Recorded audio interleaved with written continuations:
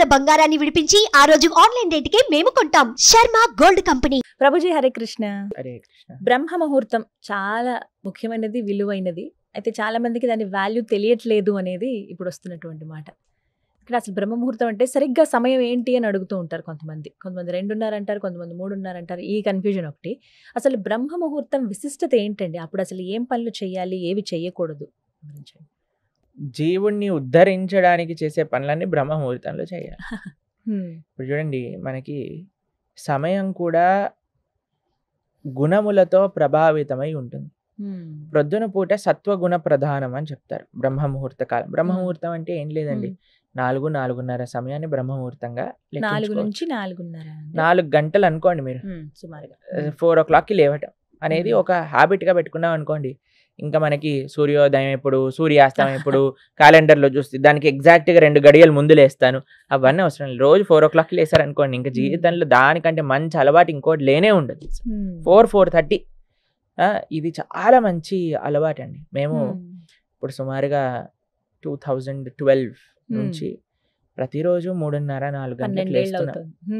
కాబట్టి మాకు తెలుసు ఆ అనుభూతి. ప్రొద్దున పూట బ్రహ్మ ముహూర్తంలో లేచి ఆ సాధన చేసుకోవటం, దానివల్ల వచ్చే శక్తి, దానివల్ల వచ్చే ఒక భగవద్ అనుభూతి, దానివల్ల మనకి లభించే ఒక పాజిటివిటీ, మానసిక బలము అనేది చాలా విశేషం. మనం వినే ఉంటారు మీరు చిన్నప్పటి నుంచి, early to bed early to rice keeps a man healthy wealthy and wise అంటారు. 3 విషయాలు. ఎవరికి హెల్దీగా ఉండాలి అని ఉండదండి, ఎవరికి వెల్దీగా ఉండాలని ఉండదండి, ఎవరికి వైజ్గా ఉండాలని ఉండదండి. కాబట్టి ప్రొద్దున పూట లేవాలి. అంతేగాని మనం రాత్రంతా సీరియల్లు, సినిమాలు, వాట్సాప్లు చూసుకుంటూ ఉన్నాం అనుకోండి, ప్రొద్దున పూట లేవలేదనుకోండి. సూర్యుడు ప్రత్యక్ష దైవము అని అంటారు. భగవంతుడి యొక్క నేత్రములలో సూర్యుడు, చంద్రుడు ఉంటాడు. స్వామి యొక్క అంశ ఆ సూర్యుడి లోపల అందుకే మనం సంధ్యాబంధనం చేసినప్పుడు సూర్య మండల మధ్యలో ఉండే నారాయణుడికి మనం అర్ఘ్యం సమర్పణ చేస్తాం అనమాట. సంధ్యాబంధనం చేసేటప్పుడు ఆ మంత్రాలు మనం చేసుకున్నప్పుడు ఆ అనుష్ఠానంలోకి వస్తాయి. అప్పుడు స్వామియే సాక్షాత్తుగా, ఇప్పుడు చూడండి, మీ ఇంటికి ఒక పెద్ద వచ్చారనుకోండి, మనం హ్యాపీ పడుకొని ప్రొద్దున పూట 10 గంటలకు లేచి వచ్చాడా ఆయన, బాగున్నాడా, తిన్నాడా అని మనం వెళ్ళిపోతామండి. ఉంటాడు ఆయన. వచ్చే లోపలనే లేచి మనం అన్ని సిద్ధం చేసుకొని రూమ్ అంతా క్లీన్గా నీట్గా పెట్టుకొని ఆయనకు కావాల్సిన వస్తువులన్నీ పెట్టుకొని రెడీగా ఉంటాం. అంతే కదండి. అలానే సాక్షాత్తుగా భగవంతుడు సూర్యమండల మధ్యలో ఉద్భవిస్తూ ఉన్నప్పుడు ఆయన వచ్చే లోపలే మనం రెడీ అయిపోయి ఆయనను స్వాగతించడానికి రెడీగా ఉండాలి. ఆ సమయం ఎంతో ఇంపార్టెంట్. మీరు చూడండి, చిన్నప్పుడు ప్రొద్దున లేచి చదువుకో బాగా ఎక్కుతుంది, ప్రొద్దున లేచి చదువుకో బాగా ఎక్కుతుంది. నేను చదువుకునే సమయంలో అండి, ఇంజనీరింగ్ చేసేటప్పుడైనా 10th 11th 12th ఏ టైంలోనైనా ఏం చేసేవాళ్ళం అంటే ప్రొద్దున్నే లేసేవాళ్ళం. ఎగ్జామ్ ముందు లేచి, అయితే చాలా ప్రొద్దున పూట లేచినప్పుడు నిద్ర వచ్చేదనమాట. అప్పుడు మేము ఒక స్టడీ చూసాం అనమాట. ఏంటంటే ప్రొద్దున పూట లేచాక ఎప్పుడైనా ఆపిల్ తింటే నిద్రపోతుంది అని. అయితే ప్రొద్దున పూట లేచి స్నానం చేసి ఆపిల్ తినేసేవాళ్ళం. నిజంగా నిద్ర వచ్చేది కాదు, ఇంకా చదువుకుంటూ ఉండేవాళ్ళం. మేము ఎక్కువ చదివే వాళ్ళం కాదండి, ఉత్తే ఎగ్జామ్ ముందే అలా చదువుకొని వెళ్ళిపోయేవాళ్ళం. అన్నిట్లో ఫుల్ మార్కులు వచ్చేసేవి అనమాట. జ్ఞాపక శక్తి బాగుంటుంది. అయితే అది చాలా ప్రభావితం చేస్తుంది. అప్పుడు చదువు ఎలా బాగా అయితే చదువుకోగలిగామో, ఇప్పుడు ఆధ్యాత్మిక సాధన కూడా అంత బాగా చేయగలుగుతున్నాం. ప్రొద్దున్నే లేచి జపం చేసుకోగలుగుతాం. రాత్రి ఎంతసేపు అయినా వెలుకుని ఉంటాం కానీ తెల్లారి మాత్రం లేవలేమండి అంటారు చాలా మంది. ఎందుకో తెలుసా అండి, దాన్ని రాక్షస ప్రవృత్తి అంటారు. ఎందుకంటే రాక్షసులకు నిశాచరులు అని పేరు. తెలిసినా మీకు? రాత్రిపూట తిరుగుతాయి. ఇప్పుడు చూడండి, ఇంట్లో పిల్లలకి ఏం చెప్తాయి, రాత్రిపూట అన్ని దయ్యాలు ఉంటాయి, పడుకోండి అని చెప్తాను చిన్నప్పుడు ఉన్నప్పుడు. అదే మనం పెద్దవాళ్ళు రాత్రులంతా తిరుగుతూ ఉంటారు. దయ్యాలు ఎక్కడో కాదు, ఎవరైతే రాత్రిపూట తిరుగుతారో వాళ్ళే దయ్యాలు. కాబట్టి మనము ఒక మంచి మనిషి, ఒక మంచి బిహేవియర్ ఉన్న, డిసిప్లిన్ ఉన్న వాళ్ళు ఏం చేస్తారు అని అంటే త్వరగా పడుకుంటారు. మీకు ఒక విషయం చెప్తానండి, ఇక్కడ ఇండియాలో నేను చూస్తే చాలా మందికి 10-11 కామన్ టైం నిద్రపోవడం. 11:30-12. మీకు ఒక విషయం చెప్తే ఆశ్చర్యపోతారు. ప్రపంచంలో మేము ఎక్కడికి వెళ్ళినా చూస్తాము 6, 6:30, 7, 7:30 కల్లా అన్ని మూసేసుకొని పడుకుంటారు. అంటే సాధారణంగా పల్లెటూర్లలో ఇలా చూస్తాము. ఇప్పుడు పల్లెటూర్లలో కూడా అన్ని ఊర్ల పైన డిష్లు ఉన్నాయి కదండి, వాళ్ళు కూడా నిద్రపోనివ్వట్లేదు. ఎందుకంటే అన్ని మెయిన్ సీరియల్లు 8:30, 9కే కదా వచ్చేవి. కాబట్టి పల్లెటూర్లలో ఎలా పడుకుంటున్నారు చెప్పండి? పల్లెటూర్లలో లేదు, సిటీలో లేదు, అన్న ఒకటే అయిపోయాయి ఇప్పుడు.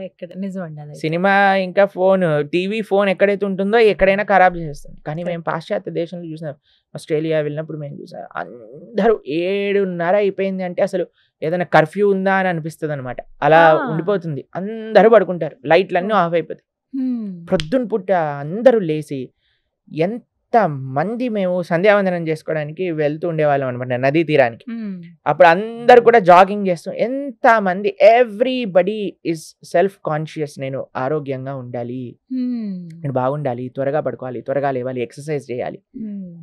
మన వాళ్ళకి ఎప్పుడు చూసినా ఎంత లేట్ నైట్ అయినా ఏం పర్వాలేదు, కానీ అందుకే చూడండి మన వాళ్ళకి డిసిప్లిన్ మెల్లమెల్లగా పోతుంది. ఎందుకంటే మనం పాశ్చాత్య అలవాట్లు అని అనుకొని మనం ఇలా తయారైపోయాం, వాళ్ళు మాత్రం ఉద్ధరింపబడుతున్నారు. వాళ్ళు యోగా మెయిన్, అమెరికాలో అన్నిటికంటే మెయిన్ ఏంటి అంటే యోగా, మెడిటేషన్, కీర్తన్.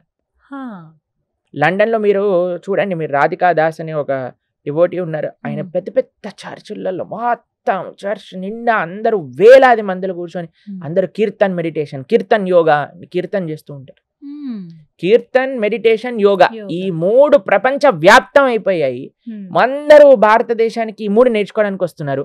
మనవారు మాత్రం రాత్రిపూట ఓటీటీలో ఆ వెబ్ సిరీస్ చూసుకుంటూ టైం గడిపేస్తారు. ఏమైనా కొన్ని టిప్స్ చెప్పండి ప్రభు. ఎర్లీ మార్నింగ్ ఏం లేదు, ఫోన్ తీసి అవతల పడేయండి. 8:30 అయిందంటే ఫోన్ స్విచ్ ఆఫ్ చేసేసండి. ఏమి ప్రపంచం మునిగిపోదు నువ్వు ఫోన్ ఆఫ్ చేయటం వల్ల, అది గుర్తుపెట్టుకోవాలి. అందరు అనుకుంటారు, వామ్మో నా ఫోన్ లేకపోతే, నేను ఫోన్ ఆన్సర్ చేయకపోతే, నేను మెసేజ్కి రిప్లై చేయకపోతే ఏమవుతుంది? ఏమీ అవ్వదయ్యా, ఏమీ అవ్వదు. మనం కంట్రోల్ కాదు, భగవంతుడు కంట్రోల్ చేస్తున్నాడు ఈ ప్రపంచానికి. ఒక టైం పెట్టుకోండి, వాట్సాప్లో స్టేటస్లో పెట్టండి. ఒక ఆయన చూసి, from today I'm not going to use WhatsApp for next 3 months అని పెట్టాడు. మళ్ళీ నెక్స్ట్ డేనే వాట్సాప్ స్టేటస్ పెట్టాడు అనమాట. అలా కాకుండా మీరు ఏం చేయాలంటే ఒక వాట్సాప్ స్టేటస్లో పెట్టండి, మీ డిస్ప్లే పిక్చర్ పెట్టుకోండి. ఏంటి అని అంటే, after 8:30 I will be not answering any of the messages and calls. కనీసం ట్రై చేయండి మీరు. మీకు ఒక విషయం చెప్తానండి, నిద్ర రాక చాలా మంది కష్టపడుతున్నారు ఈ రోజులలో. దాంట్లో డాక్టర్ ఏం చెప్తాడు తెలుసా అండి, కనీసం పడుకునే 1.5 గంట ముందు నుంచి స్క్రీన్ చూడకూడదు అంట. 12 hours. ఆ స్క్రీన్ వల్ల, స్క్రీన్ లో నుంచి వచ్చే ఆ లైట్ మనస్సుని హైపర్ యాక్టివ్ చేసేస్తుంది అనమాట, నిద్ర రానివ్వకుండా. అందుకే అన్నిటికంటే బ్యాడ్ హ్యాబిట్ ఏంటి అంటే, రాత్రి పడుకునే క్షణం వరకు ఫోన్ చూసి ప్రొద్దున లేవంగానే ఫోన్ చుట్టు. వెంటనే ఇంతకు ముందు ప్రొద్దున లేవంగానే చేతుని చూసుకొని మనం ప్రార్థన చేసుకుని, హరినామ స్మరణ, హరి అష్టకాన్ని చేసుకొని, భగవద్భాగవత ఆచార్యులకు ప్రణామం చేసుకొని, భూదేవికి దండం పెట్టుకొని, ఇప్పుడు ఎవరికి దండం లేదు, ఫోన్కి దండం. అమ్మా ఛార్జింగ్ ఉందా లేదా, అమ్మో ఛార్జింగ్ అయిపోయింది, ఛార్జింగ్ తొందరగా పెట్టండి, ఏ మెసేజ్లు వచ్చాయో ఏమైందో. మొత్తం ప్రపంచాన్ని ఈయన నడిపేస్తున్నట్టుగా. కాబట్టి మా సిన్సియర్ అడ్వైస్, మీకు ఏదైనా కావాలంటే ఒక డిసిప్లిన్ మెయింటైన్ చేయండి. మానవ జీవితంలో డిసిప్లిన్ కాని వచ్చింది అని అంటే, దానికంటే యూ విల్ బికమ్ ఎక్స్ట్రాడినరీ. మీరు జీవితంలో ఏది సాధించాలన్నా సాధించగలుగుతారు. కొన్ని డిసిప్లినరీ యాక్షన్స్, యుక్తాహార విహారస్య, కృష్ణుడు అదే చెప్పాడు, discipline in eating, sleeping and defending. అన్నిట్లో మనం చేసే అన్నిట్లో కూడా డిసిప్లిన్ అనేది అవసరం. నిద్రలో చెప్తున్నాను, ఈజీ. ఎంత త్వరగా వీలైతే అంత త్వరగా తినేసేయండి. ఈవినింగ్స్ 6:30, 7 కల్లా అయిపోవాలి డిన్నర్. 8:30 కల్లా ఫోన్ పక్కన పెట్టేసేయండి. కావాలి అని అంటే ఒక మంచి పుస్తకం తీసుకోండి, పుస్తకం పట్టుకోండి, చదువుకోండి కొద్దిసేపు, మీ పనులు చేసుకోండి, మీ ఫ్యామిలీతో మాట్లాడండి. ఫోన్ ఉన్నంతసేపు చాలాసార్లు ఇప్పుడు చూస్తాను, 4 కూర్చుంటారు, 4 ఫోన్లు పట్టుకొని, పిల్లోడేమో కార్టూన్ చూస్తూ తింటుంటాడు, ఈయనేమో న్యూస్ చూస్తూ తింటుంటాడు, ఆవిడేమో నిన్న సీరియల్ మిస్ అయిపోయిందని సీరియల్ చూస్తూ తింటూ ఉంటుంది, ఇంకొక ఆడేమో అందులో ఏదో వెబ్ సిరీస్ చూసుకుంటూ తింటూ ఉంటారు. ఏంటండి అసలు మనం ఇప్పుడు ఎవరికి టైం ఇస్తున్నాం చెప్పండి? ఇంట్లో ఉన్నట్టే ఉంటున్నాం, కానీ ఫోన్ తోటి కాపురం చేస్తున్నట్టే అయిపోయింది. ఫోన్ రూల్ చేస్తుంది అందరినీ, అలా అయిపోయింది. కాబట్టి ఫోన్ దూరం పెట్టేసేయండి, టీవీ ఆఫ్ చేసేయండి. అన్నింటికంటే బెస్ట్ విషయం అంటే టీవీ ఛానల్ వైర్ తీసేసి పీకేసేయాలన్నమాట. మా అమ్మగారు చిన్నప్పుడు ఏం చేసేవాళ్ళంటే, ఎగ్జామ్లకి 3 నెలల ముందు టీవీ వైర్ తీసి బయట పడేసేవాళ్ళు అనమాట. ఇంకేం చేస్తాను చెప్పండి వైర్ లేనప్పుడు. కాబట్టి అలా చేయాలి. నిజంగా చెప్పాలంటే టీవీ తీసేయండి, ఫోన్ తగ్గించేసేయండి, జీవితం చాలా ప్రశాంతం అయిపోతుంది. టైంకి పడుకుంటారు, టైంకి లేస్తారు బ్రహ్మాండంగా. మా ఆశ్రమానికి వచ్చినప్పుడు చాలాసార్లు ఫోన్ పనిచేయదనమాట. ఇప్పుడు అందరు టెన్షన్ పడిపోతారు, ఏమవుతుంది.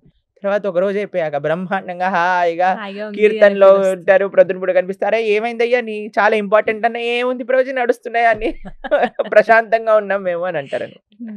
కాబట్టి సో అలా అంతా మన ఉండగలిగితే బ్రహ్మ ఆలోచన అంతే, అది అంతే. ఏదో జరిగిపోతుందని. సో బ్రహ్మ ముహూర్తంలో లేవడం అలవాటు చేసుకుంటే నేర్చుకుంటే లైఫ్ చాలా అంతా సెట్ మంచిది, అయిపోతుంది. చాలా మంచిది, చాలా మంచిది. మ్మ్. ముఖ్యంగా పిల్లలకి అందరికీ మేము ఇచ్చే ఒక అడ్వైజ్ ఏంటంటే త్వరగా లేవండి, జీవితాన్ని చాలా మార్పు. ఒక నెల రోజులు సంకల్పం పెట్టుకోండి, నేను ప్రొద్దున పూట లేచి చూస్తానని. కొద్దిసేపు ఎక్సర్సైజ్ చేయండి, కొద్దిసేపు సాధన చేసుకోండి, కొద్దిసేపు చదువుకోండి, తర్వాత జాగింగ్ చేయండి, వాకింగ్ చేయండి, ఏదైనా చెయ్యండి, పడుకోకండి. మ్మ్. అది ముఖ్యం. రైట్, చాలా చక్కగా వివరించారు ప్రభుజీ. హరే కృష్ణ. హరే కృష్ణ.